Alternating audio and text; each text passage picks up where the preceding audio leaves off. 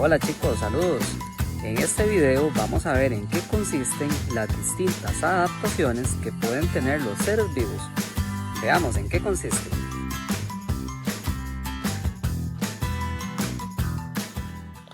Bueno chicos, en este tema vamos a hablar acerca de lo que son las adaptaciones biológicas. Muy bien, ¿qué es en sí una adaptación biológica? Bueno, podemos decir que una adaptación biológica es un cambio que va a sufrir un organismo o una especie, lo cual le va a permitir sobrevivir ante determinadas situaciones, permitiéndole con ello uno de los fines principales de todo ser vivo, que es la reproducción. Veamos este ejemplo. Tenemos un oso polar, el cual entre sus características presenta un color de pelaje característico en él, que es el color blanco.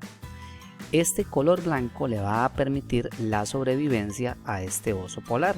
¿Por qué? Porque él se va a poder camuflar en el ambiente donde él vive, que en este caso van a ser lugares donde hay gran cantidad de nieve, por lo que no va a poder ser visto ahora por otros seres vivos, no lo van a atacar, y también eso le va a permitir cazar a este organismo. Muy bien, ¿qué tipos de adaptaciones van a presentar los distintos seres vivos? Pues bien, los distintos seres vivos van a poder presentar tres tipos de adaptaciones: las adaptaciones de orden morfológicas, las adaptaciones de orden fisiológicas y las adaptaciones de orden etológicas o conductuales. Las adaptaciones morfológicas son aquellas que se presentan en rasgos, en formas o en estructuras en un individuo. Por ejemplo, vamos a tener el color, la forma, el tipo de piel, las texturas, entre otros rasgos anatómicos. En las fisiológicas vamos a tener que son todas aquellas adaptaciones que va a sufrir un organismo, lo cual le va a permitir tener un funcionamiento diferente. ¿En qué? Un funcionamiento diferente en algún órgano o en alguna estructura, lo que le va a permitir la sobrevivencia. Y en las adaptaciones etológicas o conductuales vamos a tener cambios en la conducta de una especie o de un individuo, que más adelante vamos a ver para qué le va a funcionar. Muy bien, vamos a hablar entonces acerca de lo que son las adaptaciones morfológicas. Bueno, como podemos ver en estas imágenes, podemos apreciar hojas gruesas, como en el caso de la sábila. Podemos observar un pico alargado, ¿verdad?, fuerte, en el caso de un tucán. Vamos a poder también apreciar cuerpos cubiertos, en este caso, por un tipo de espina, ¿verdad?, como en el caso de los erizos. La presencia también de espinas, como en el caso de los cactus, ¿verdad? Y vamos a tener también el tipo de piel que podemos encontrar en reptiles, una piel escamosa, ¿verdad?, que les va a permitir la sobrevivencia. Todos estos son ejemplos de adaptaciones morfológicas. Son formas, colores, estructuras que han tomado una apariencia distinta y que les ha permitido la sobrevivencia de estos seres vivos. Cuando nosotros hablamos de adaptaciones morfológicas, necesariamente vamos a tener que hablar de dos tipos principales, que son el camuflaje y el mimetismo. Vamos a ver en qué consisten estas. El camuflaje es una técnica que utilizan algunos seres vivos, lo cual les va a permitir pasar desapercibidos, es decir, pasar escondidos. ¿Para qué? Para no ser vistos por sus depredadores y así no ser devorados, y también para no ser vistos por sus presas. Ahí tenemos un ejemplo que es el caso de la mantis. Es insecto en forma de rama, ¿verdad?, de un árbol, lo cual entonces, imaginémonos en la montaña, ese organismo va a pasar desapercibido. Acá tenemos otro ejemplo, que es el caso de estas mariposas, las cuales, de acuerdo a la posición que ellas adoptan en las ramas de algunos árboles, vean que estas manchas gigantescas que tienen en las alas simulan los ojos de un animal. Esto es lo que se llama mimetismo, que es imitar una característica de otro ser vivo que va a aparecer en este caso peligrosa. Muy bien, entonces cuando nosotros hablamos de mimetismo nos vamos a referir a todos aquellos organismos que van a tender a parecerse a otro, pero que no guarda relación con ellos. Esto lo hacen de tal forma que van a tener una ventaja funcional.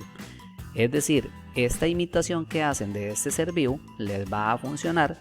¿Para qué? Para poder atacar a su presa o para no ser visto por su depredador. En este caso, vean qué interesante lo que tenemos. Esta semejanza en apariencia va a representar una situación de peligro, aunque estos organismos sean inofensivos. Ok, vamos a ver acá un ejemplo. Lo vimos hace un instante, las dos alas de estas mariposas que asemejan los ojos de un búho. En las noches, estas dos mariposas se colocan en las ramas de estos árboles y estas grandes manchas, al asemejarse a los ojos de un búho, hace que sus depredadores no las lleguen a consumir. Aquí tenemos otros ejemplos de mimetismo, en el caso de larvas que asemejan parecerse a serpientes, lo cual impide que sus depredadores las ataquen. Muy bien, eso era mimetismo, imitar. Recuerden, mimetismo es imitar, es querer parecerse a algo que es peligroso.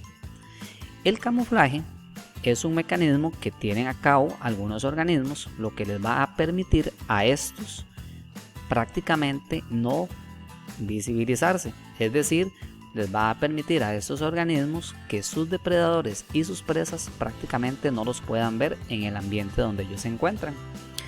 Aquí tenemos varios ejemplos. Aquí tenemos el ejemplo del rey del camuflaje, que es el camaleón. Ven que ahí se asemeja mucho a lo que es una hoja seca.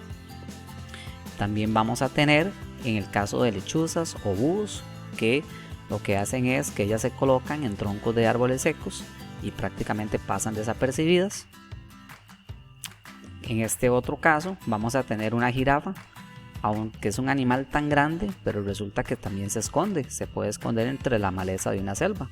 Ven que en este caso prácticamente pasa desapercibido, prácticamente no la veríamos, está por acá para que la puedan ver ustedes bien. Ok, esos son ejemplos de camuflaje. Y por acá tenemos otro que es un caso muy curioso, que se da acá en nuestro país, en Costa Rica, el caso del pájaro estaca, el cual se coloca en los troncos de árboles ya secos. Prácticamente queda inmóvil este pájaro y prácticamente entonces no es divisado ni por sus depredadores ni por sus presas. En esta fotografía cabe resaltar que aquí tenemos a la madre junto con su polluelo, ¿verdad? Que está por acá junto a su cría. Ok, eso sería camuflaje. Entonces recordemos, el mimetismo es imitar a algo que parece peligroso y el camuflaje es esconderse.